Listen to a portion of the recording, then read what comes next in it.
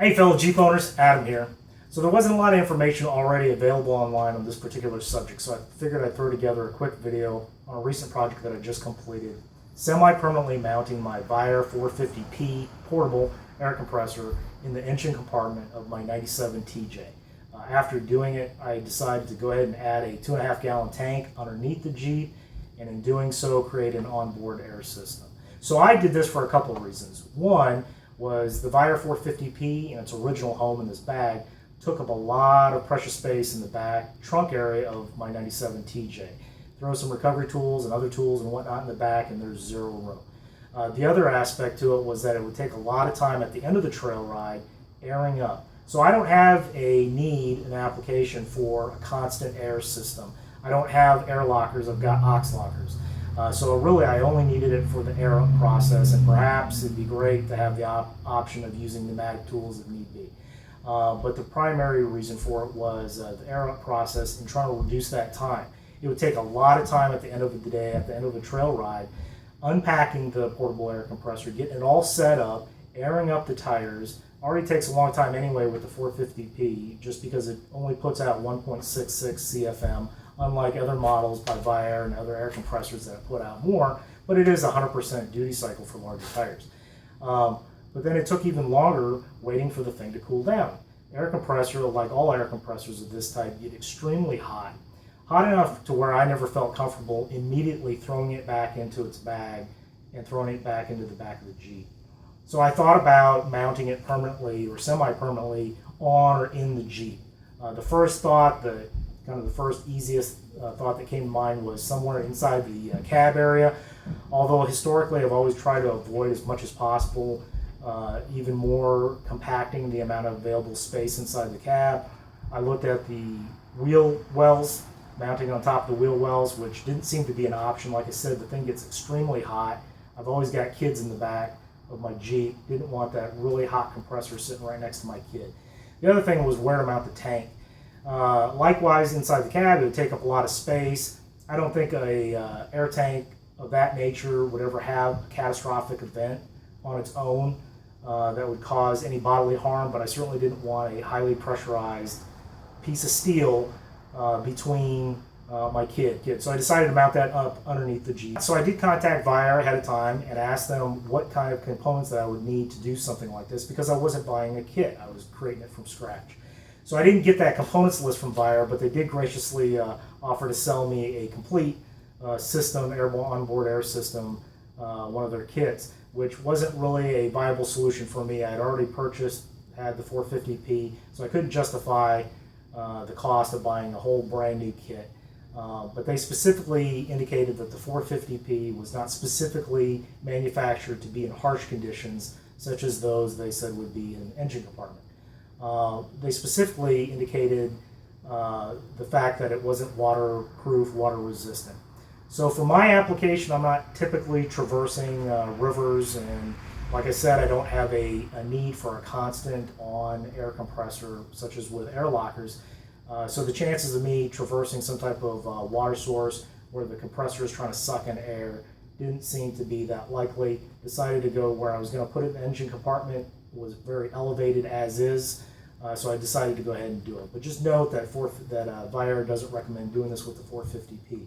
That being said, I have taken it out on a full day trail ride, medium articulation, but it was a full day and had zero problems. Worked flawlessly, didn't overheat, had started the compressor before even getting to the air up point, so the tank was already full. Was hoping I'd save a little bit of time at the air up process on the tires by having the tank already ready to go. I probably shaved off a little bit of time on the first tire, but once that air tank was depleted, you're reverting back to the amount of air the compressor can put out. So I didn't save a lot of time with the air up process itself, but the pack out and pack back in process was drastically cut. So I'm real pleased with the overall performance, real pleased with the project itself. It's worked out great so far. So here's the available storage in the 97 TJ. As you can see, not very extensive, and I've got this about as jam-packed as you can get. There's not really any room for anything else. We usually have the kids in the back when we go hit the trail. so the back seat's in, which limits the space dramatically. So this is another reason why I wanted to locate the compressor permanently mounted in the engine compartment to get out of here and get one less bag out of here and make room for other important items. All right, so here's where I decided to locate the air compressor inside the engine compartment.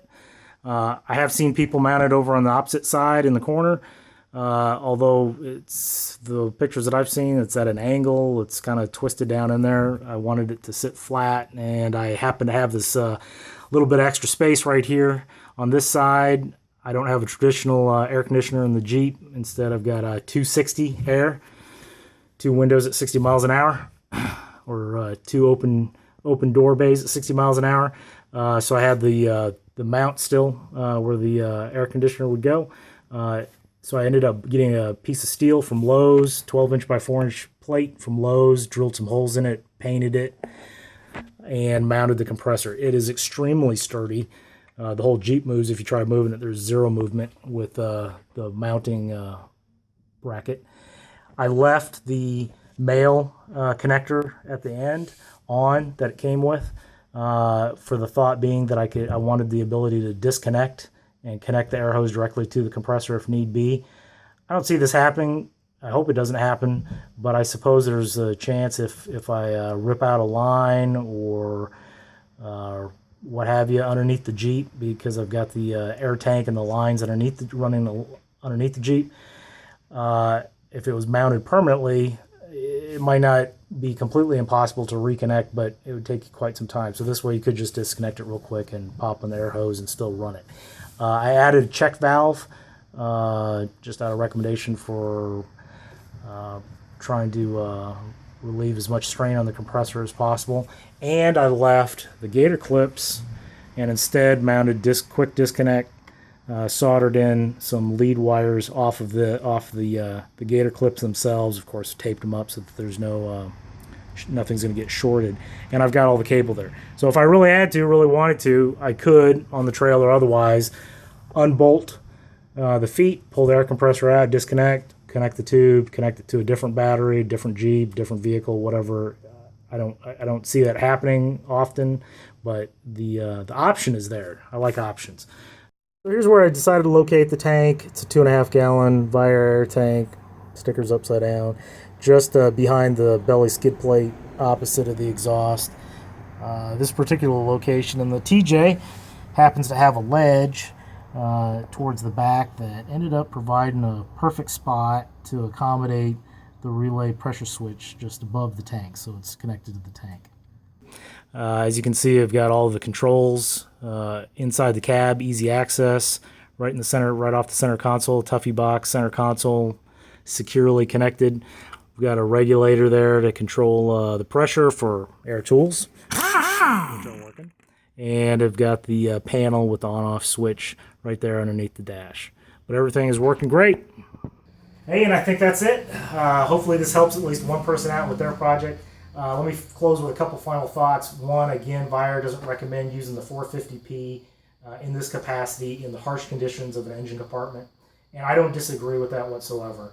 This is what I had. I couldn't justify the cost of buying another one, and it's worked great so far for me. But for your application, certainly take a look at other models out there that might be better suited for this particular location if you're going to go with the engine compartment. The other thing I wanted to mention was the use of thread sealant.